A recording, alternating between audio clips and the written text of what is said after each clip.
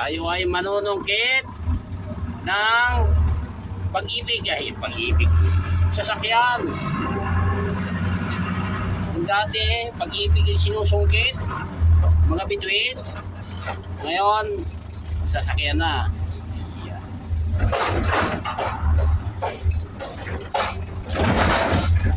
Ito yung ating susungkitin. Ayan.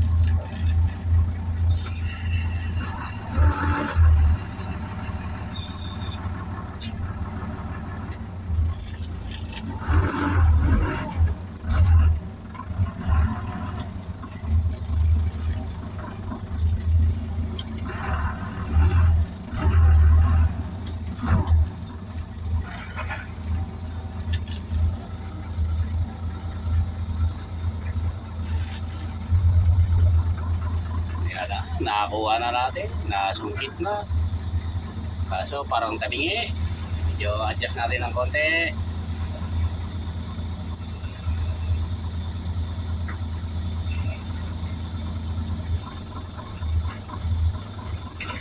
Mali.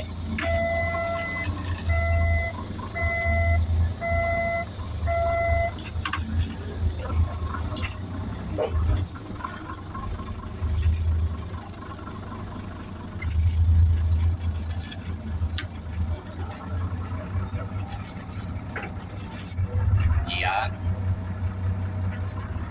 Kailangan kasi pantay. Kasi pag hindi natin napantayan, habang tayo ay bumibiyahe pa atras, kasi yung dadaanan ko hindi patag. Hindi pantay din, tapingi. Kung hindi pantay yung pagkakasungkit dito, mahuhulog yan. Okay.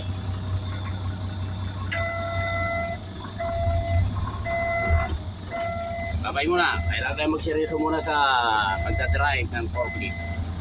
Kasi mabigat to.